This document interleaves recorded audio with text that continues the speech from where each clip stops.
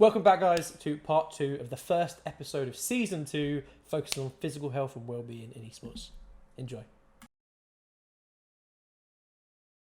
One group that I'm particularly interested in, that I see so many symptoms of burnout that go unrecognized, is a group is coaches. So esports coaches. I speak to some coaches quite often, and I see symptoms of sort of psychological and physical burnout, and it goes unrecognized because for them it's maybe similar, that it's not them playing the game for hours and hours and hours, but they are studying it for hours and hours and hours, and no one actually sees those. Those are unseen hours. So like they could be replaying draft after draft after draft in their own time, and then they meet the team and they feel like they have to maybe produce something tangible to show that I have been working. And I think for some esports coaches, it can be hard to pause, take that break, and see the benefit of that, because it will be the same, as everything we've said so far. I think like long-term health, short-term cognitive function, like having that recovery time, physical activity seems important in that group as well. I don't know if your experiences of coaches has suggested that they are also experiencing these burnout symptoms and not realizing it. Yeah, I have. And I think there's a lot to get into there. Right. But like most coaches, from what I've seen, are very young. They're the same age of the players, if not just a little bit older. They don't have the traditional skill set that you would see in traditional coaching. And like you had said, it's very similar to the players, that they don't really have like an outside life outside of the game. They're always coaching, they're always on, always thinking. And I think a lot of it comes down to the teams and the organizations is like they might have a year contract, maybe a 2-year contract. And it's like, if I don't get results, then I'm not going to have a job. And so like, it's kind of that's the nature of it. And coaches move around a lot, as players do as well. And I think that kind of adds to it. So that's like one potential cause, I think, of a lot of this. But again, I think a lot of it's just the skills too, that they may not have or have developed just because of their past experiences. Yeah, I agree with everything that you said. I think you picked up some really good points. And I feel like I think esports coaches are, as you said, a very similar age to the players they are actually training. And a lot of them haven't experienced actually traditional sports, and they haven't experienced that outside of it. And they're trying to just bring their experience from the game to their players. I feel like it's very hard to define what it's like kind of a good coach in esports, because there's no kind of qualifications like in traditional sports. There's no kind of guidelines. Like I could probably be a coach and I have basic experience with play Call of Duty. There needs to be a kind of a guideline set out for a esports coach as well. And the jigsaw puzzle that is esports coaching, absolutely. So like, I love where the conversation's been going so far. I would like to go really quite specific now on 2 points. So first of all, Damien, maybe you could tell us a little bit about the response time work that you've done, the reaction time work, and how important is that to esports performance? And then is it only in sort of first-person shooter games? And then also, what training can be done that is beneficial in that area? I suppose that's the first question. So over to you, Damien. Yeah. So I did the study of my master's, as I said at the beginning, last year, and everything changed with COVID, so I had to do everything remotely, unfortunately. So we wanted to bring in resistance training to the players. So I had I think it was about 10 or 15 professional players and semi-professional players. And I'd give them a program. We'd slowly progress it up. It'd just be bodyweight exercising because I couldn't get them into a lab because of COVID. So it was just bodyweight exercising, slowly progress it up over the 4 weeks. And from that period, we actually saw like a positive impact on their response time. And I think that's an important element because there was no research at the time. And I'm still waiting for publication for that. But for reaction time, I think it's the most important element. I think there was a study by, I think it's Governor and Wagner, I think it is. They classed as hand-eye coordination, I think it's reaction time. It was core stability that gamers need to have. It was like tactical and other elements that makes it esports players. And there's definitely, it's very important for kind of reaction time and response time, hand-eye coordination is in esports. It can be definitely brought over into their game, especially when you're in maybe a first-person shooter. You need to be able to react as quick as possible from the time you click the button on the keyboard to how you respond. You need to be nice and quick and on there.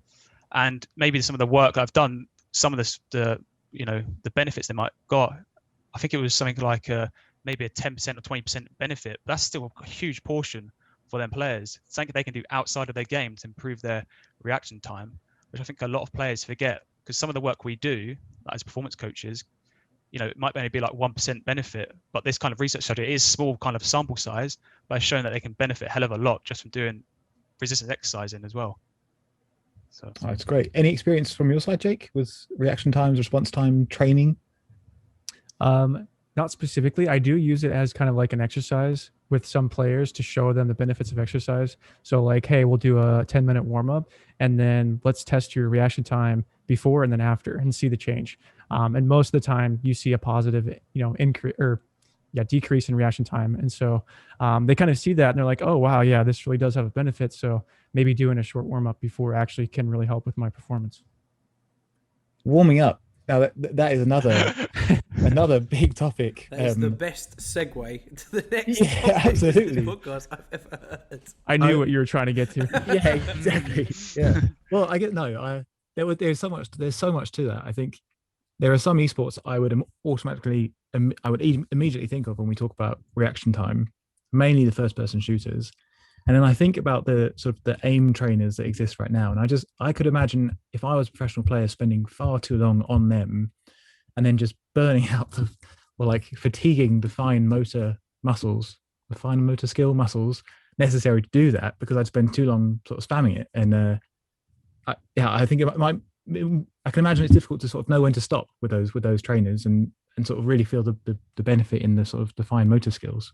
But then also, how do we incorporate that into a warm up? What is an optimal esports, a competitive esports warm up look like? I imagine there is some physical activity that should be integrated, but what is it? How much? What type? Yeah. So what I do with my players is I kind of let them create their own schedule, because I think that's the best thing. They create their own routine. A lot of it will be maybe 10 or 15 minutes with stretching. So I'll go through kind of the main components, what they need, kind of ability stretching, because the whole point of a warm up, they need to get their heart rate up, they need to get kind of mobile, and this also reduces the injuries, because a lot of gamers, as we'll probably go on later on, have a lot of injuries.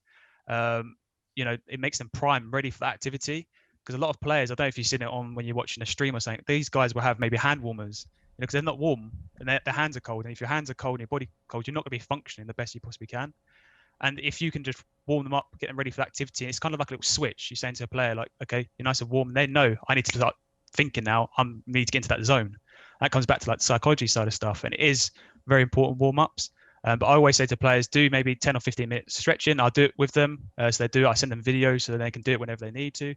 And then they've also got the aim trainer. And then some of the teams I know, they will actually do pre-games, maybe an hour before the game, like proper matches. So they just get them ready, get them nice warmed up, get them start communication going as well. So I think all these elements play a vital role in like kind of the pre-game routine as such. I completely agree. Yeah.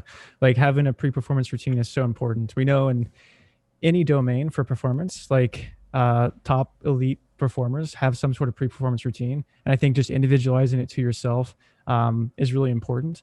But if I was to say what's an optimal routine for esports athletes, would be some component of the physical and then having the technical component as well. So doing like a 5, 10, 15 minute warm up where you have the resistance exercise, like Damien said, getting the heart rate up with the cardio, making sure you're getting all of those benefits and your body is primed to perform.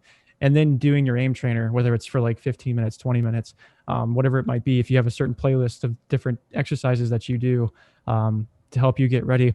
It's interesting. We've been working with this team of neuroscientists, and we found some of the data that they've been collecting that there's like this period of like 40 minutes where it takes the brain to really kind of get warmed up when you're playing an esport.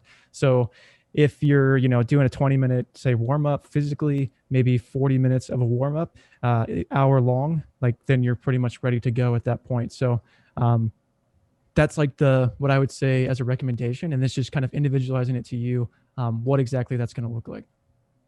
Yeah, I think that is important for the players. A lot of my teams, actually, it's a bit weird, but they went from, I think, 2-hour warm up.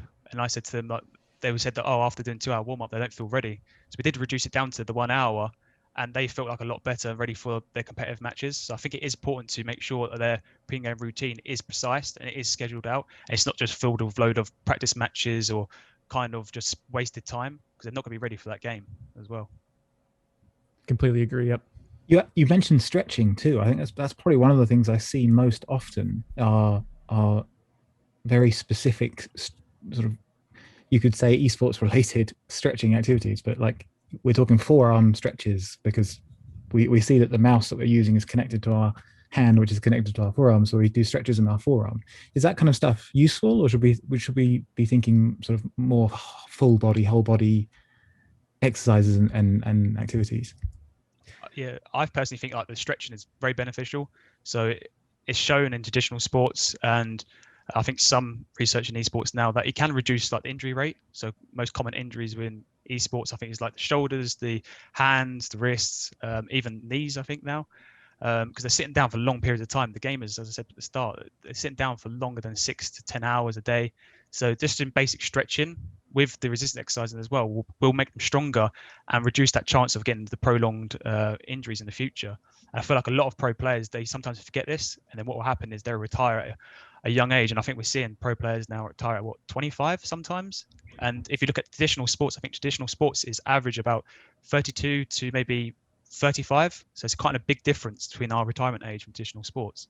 And something like the just basic stretching, like mobility exercising and static will help with kind of reducing that injury rate. Of course, we do need more research specifically in esports. But if we bring over from traditional sports, you still benefit as well. I know he's a quarterback, but Tom Brady is 43 years old and he just won a Super Bowl and he's still at the top of his game.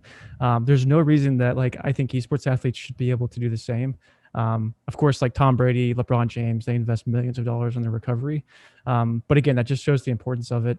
And I think in terms of a physical warm-up routine, as a warm-up before gaming, like doing your specific esports exercises, so like for your hands, your wrists, forearms, things like that.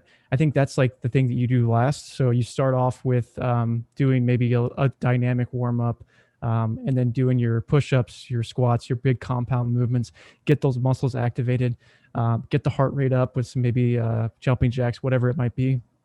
And then focus on, your forearms, your wrists, your hands, things like that as last. And then the stretching, completely 100% agree with that. And I think doing that ideally after your gaming session. So a lot of times players will get done with their scrims or get done with their games, and then that's it. They're done. They pack things up. But taking just a few minutes to just do some stretches, static stretches, that's going to really help with not only reducing inflammation, helping with any pain patterns you might have, but also then you can add that mindfulness component in there as well, and really helping with jump starting your recovery after you game. So then you're ready for the next day or the next scrim or whatever it might be.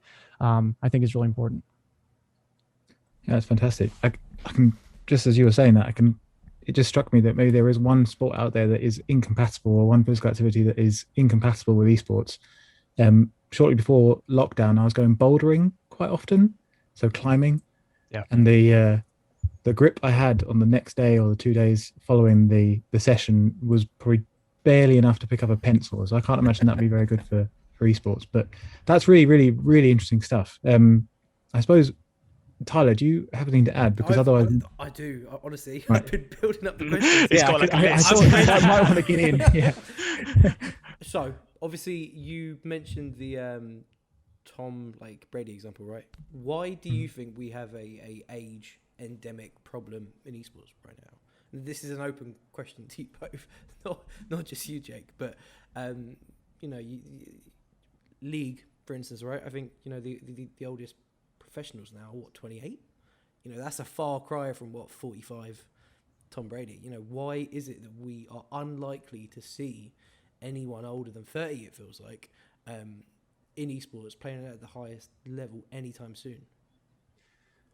So it's definitely a multi-factor thing, but I'd say the number one thing is because of the way that the games are set up. So League of Legends, for example, the meta changes every 2 weeks, and there's so much that you have to learn, there's so much that you have to know that Like that's the reason why players play so as long as they do, not only just to keep their skills sharp, but they have to learn these new champions. They have to learn these different compositions on team. And as things change, which I've worked with some teams in like Overwatch, for example, where the meta will change and they have a week now until their match. So they have to figure out this new champion and this new meta and how to figure it out. So what do? They do 3 scrim blocks a day. They start playing all the time. So I think it really starts with the game itself and how that's structured. You don't see, I think, as much in like first person shooters because like CSGO, like the game doesn't change very much, if at all. So like they can be more variable in their training and not have to actually put as much volume in. And I think that's one of the main reasons why like you just see it's just overuse injuries, it's the repetitive stress, it's the burnout, it's all of that just because of the grind. And then it's the mindset that if I don't grind, then I'm not going to be able to be at my peak and continue to play at the highest level.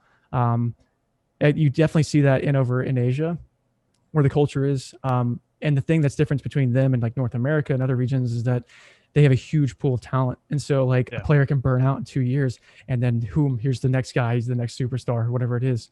North America, you don't have that. And so I think it all starts there with how we can do better load management strategies in esports. I think that is important. I think when you get to a certain age as well, it's kind of a balance of actually I need to maybe find a partner or still spend time with my friends outside of gaming. I think that's a big thing as well. They kind of want to build their relationships outside of game because they spent so much time from a young age playing on this game, but they've actually missed a lot of stuff outside. You know, they want to spend time with friends, family, you know, get girlfriends and stuff like that. It's hard if you're just training so many hours a day and you've got to put so much commitment into kind of their career, you miss all the other aspects of your life as well. So it's kind of that balance. And as Jake said, it is just finding that right balance for the players. Okay, so follow on then. Is the culture of esports right now, the whole you have to play 15 hours a day, is that a problem? Is that hindering us progressing? Yes, it is. I agree with that as well. Yeah. Yeah, I think like I'll use CSGO as an example. In Australia, so they had a really great model where they were winning all the time and they focused on their cognitive performance, their physical performance. Obviously, it was really working. And then they started playing tournaments way more frequently. I think they played, I can't remember how many tournament it was, in like 200 days.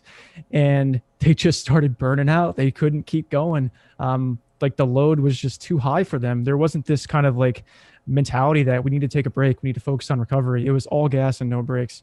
And that's just the way it is in esports now. And like, if we don't get away from that, you're going to see the injuries still going up. You're going to see the burnout still going up. And like it all starts there. And then incorporating, like Damien said, like the balance, like being able to have a girlfriend if you want to have one, you know, being able to spend more time with your friends, all of those things. Until that changes, it's gonna, I think, keep getting worse or stay where it's at right now. Yeah, it's also that balance as well, is where if they're in more tournaments, then they think they get more prize money, and it's that kind of balance as well. And I think it is a lot of pressure on players from the organization. So I think it's as a kind of a system esports is, I think you don't have to train 15 hours a day. You can have a life outside of gaming. You can of course do like the minimum, maybe, I don't know what the minimum is, maybe 6 hours a day, but you can do so much more within your day. There's 24 hours in the day, you can do so much. You know, you can sleep, you look after your nutrition, exercise, go and see friends. There's so much you can do, and just spend loads of time in the bedroom. So I think that's very important. Like some of the publishers are actually making strides to work on this. Like CSGO, they have some of their tournaments now where if matches go too long, like they're not going to go beyond midnight. So they're going to shut everything down.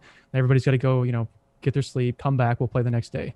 And then I think also like a thing that hopefully we'll see more of in the future too is like you don't have to play the game as much. You can focus more on other types of strategies that promote recovery. So like watching VOD, your own gameplay review, spending some more time on that. It's interesting in chess, the research shows that what makes a grandmaster in chess is not the amount of time that they play chess, it's the amount of time that they actually analyze games of chess. And so I think like you can still improve and get better at the game, but you don't actually have to be playing the game. And that's an important point. That's super interesting. So is there, and I guess this might be a free research topic to the first person that wants to get it, is there a right amount of time that you should be training for a day? I think it depends on the game. So if it's a first person shooter, it's probably not going to be as much as like a MOBA. So if you're playing 6 hours a day, that might be optimal. So 2 scrim blocks of like 2 to 3 hours. And then most players will go and then play on their own and work on their own individual skill. So you can maybe do some aim trainer time and stuff like that. But I'd say 8 hours tops. And then maybe you can add in a couple hours for VOD. But MOBAs, obviously it's a lot higher. But again, I think 2 scrim blocks a day, 2 to 3 hours. And then if you can, what I hope to at least see some teams do, and I think some teams are, is that some days, instead of doing team-based scrims, just do your individual drills and playing, as one day of practice, rather than the players feeling like the need that they have to go home after team practice. And now I need to grind until 1 a.m. in the morning on my own skills. Amazing. Actually, if I can sort of interject, related to Tyler's question, and when I knew you guys were coming on, I tried to do a little bit of reading around strength and conditioning, and I came across annual planning and introduction of different cycles into your training. So in traditional sports, correct me if I'm pronouncing this wrong, but there are macrocycles, mesocycles, microcycles, and this will dictate, you plan this out, and this will dictate what portion of your year you're sort of in competitive in-season training, prep, recovery, that kind of stuff. Could we be doing something like that in esports, or is it such that you can't afford to sort of come off the boil ever? Yeah, so me personally, that's called periodization as well. Right. But me personally, I've actually used that with my players. However, so that's basically, you measure kind of how they're going to peak or when they're going to peak their performance, and it kind of prevents burnout and other aspects. But with gaming, because they're having games every week, you can't get them to peak every kind of game. So you kind of need to decide what's their kind of the competition they want to aim for, maybe playoffs, something like that, and then you can kind of suggest where they're going to peak. But there's so many elements to take part in it as well, and it is very hard to do the periodization for esports. It's hard to do, but I think that is like the next step. That's something I've been trying to incorporate for a while, is getting players and teams to think more in the training cycles when it comes to gaming, and periodize your gaming just like you would periodize your exercise. So like I've seen some teams where they'll play 60 hours going into a match on a weekend, one match, that's it. And so that's a high volume. Like you would never see a power lifter lifting heavy going into a competition weekend. They would be tapering off. And so I think utilizing those strategies in traditional sports and finding out what works and what doesn't work in gaming can really help solve a lot of these problems, Tyler, that you had brought up, like with the load management and everything. And I think a lot of groups like G Science, like ourselves, that we're doing, like really trying to create these kind of products can really help the space move forward in those aspects. Imagine psychologically as well, that like if you were able to map out, let's say, a year. I know it sounds quite ambitious, especially because we've said that maybe contracts don't last that long, but if you could map out your year and factor in your downtime, factor in your 2 months off in the summer, I imagine psychologically and for your own well-being, that's much better for you. It's much more mentally healthy to know that you're allowed to have this time off. You don't have to be playing for 6 or more hours a day every day. Like, this is part of you being a professional esports player. I can imagine there might be benefits to that, but I just hadn't really come across it because Tyler and I, we've spoken about this quite often, that because things are so short term at the moment in comparison to traditional sports, contracts, the existence of orgs, even the league structures themselves, it seems to me that, like, if you're not 100% on all the time, you stand a chance of falling behind, and that's very difficult to work with and to thrive in those conditions. So anyway, just a thought, but perhaps we can watch this space for research on it. No, I completely agree. Yeah, no, I think it is correct what you said, and I think with specialists like me and Jake coming into this, the field is going to grow and the research is going to grow in that area. And I've tried doing the periodization. You can do like 6 months or 12 month stuff, but it is just finding elements, and when software comes out with, I know, as you said, G Science is doing something with it, and once this starts building, then I feel like esports is going to go to another level, and each player is probably going to be able to progress a lot more, and the ones that are doing it probably going to get about 5 or 10% on their performance or more as well. Same as traditional sports, if people are doing extra bits, their performance is going to get better and better and better. So I look forward to seeing what the future of esports is bringing as well. Yeah. That's exactly Me that. too. Right? I mean that is, and I'm going to sort of cut the mustard, I guess, here a little bit. That is only going to work if esports gets over its commitment issues. Esports, I think, across the board has a fear of commitment to league structure that's longer than 4 months, maybe most of the time. You know, you have splits that last spring to summer, and then that's it really. You have as much off time or downtime as you do on time, right? And that's not conducive to a team being able to build up rapport, as we've heard time and time again from people we've had on the podcast. That's not conducive to good performance psychologically. That's not conducive to good performance physically, is what you guys are saying now. I think, you know, until esports gets over this fear of commitment and starts thinking longer term, we're going to have a year league, a 2-year league, you know, have a team for longer than 6 months. I don't think any of these sort of really interesting models of exercise and planning are going to do anything. And that's such a shame, because you guys know what you're talking about so much, but the rest of the world needs to catch up with it, you know? Yeah, it is kind of like organisation investing into their players. Absolutely. And some of them are definitely doing it now, but there's still so much more need to do it. And they just think these players are just going to get the organisation a load of money and bye-bye players, don't care about their kind of future.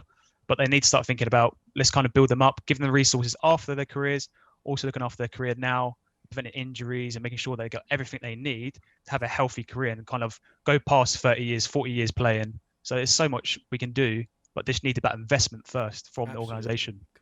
Couldn't have said it better myself. Me too, yep. I think this getting away from the physical side of things, but like building championship cultures, like building those cultures of excellence, I think are really important. And the stakeholders as of now are getting in esports and, you know, investing all these millions of dollars, but they're just looking for like a quick payout, and they have to realize this is a long-term play, and that the health and wellness of the players really helps with their performance and you know, getting that return on your investment. And I think that as of now, you're seeing a lot of change, especially with League of Legends.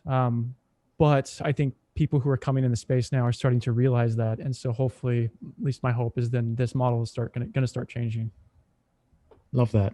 So we've just covered hope and look into the future. I think that sounds like we're approaching the end of our podcast. I would perhaps, Tyler, we've sort of unconsciously always finish podcasts with practical tips and strategies. So maybe we put you guys under the spotlight a little bit. What would be your top tip or top 2 tips for players looking to integrate a bit more physical activity and fitness into their routines or weeks? What would your top tips be? I think my tips is just like starting with the basics. If you're literally doing nothing now, go for that walk, even if it's like half an hour, 40 minutes. Just start progressing it slowly up. Maybe go for a walk to a jog and then to a run. Start with basic resistance exercises, you know, body weight exercises, or even like progress them back, you know, and then progress them again. So you can do weights and other bits. Just start from the basics first, and then in the pre-game routine, start with some stretching and create your own routine, which is tailored to you. So if you want to do aim trainer, if you want to talk to friends, whatever your routines be, just create that routine. Don't just go into practice and thinking, I just need to practice. So I think it's very important having a routine in place. Cool. It sounds like I can do that stuff. So someone sign Matt quick. Yeah. Right. What else, Jake? What else should I be doing? What else? So I think, finding the activities you enjoy is really important. Doing stuff with teammates and friends, like Damien said, just having fun. That's the really important thing. But if you can do a 5-10 minute warm up before your scrims or gaming sessions, do that once or twice a day. It's much easier than going for a 30-minute or hour workout. You're still going to see, you know, physical fitness benefits, health benefits, and the performance benefits like we had talked about. Do that, say 5 days a week. You know, there's your 150 minutes of exercise each week right there. So I think that people need to get away from the traditional model that I have to do an hour workout. Of course, if you're trying to get, you know, fit, strong, whatever it might be, like the more the better. But really, it doesn't take a whole lot to get these benefits. Love that. Absolutely fantastic. What a nice spot to end on. Yeah, this has really been a deep dive. I think maybe some of these points needed to be aired, actually, just brought up and discussed more in esports. And hopefully this has been useful for people listening. But I've really enjoyed this. It's been really nice to Me sort of too. I feel like check I've in had with my some own experts. personal training session. I haven't even had. Yeah, exactly. Yeah. You guys It's want no, to do a it's warm-up no after longer this? just all the gear and no idea. It's actually, Absolutely. yeah. Cool, guys. Actually, This has been amazing. really helpful. Thanks for coming on. I know obviously it's super early for you, Jake, so I appreciate you no getting worries. out of bed early, dude. We will leave all of their socials in the comments, so make sure you go and check them out. Thanks, guys. It's been Yeah. fantastic. Thanks, guys. Thank you very much.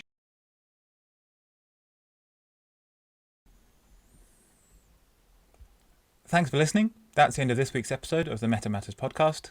See you next time.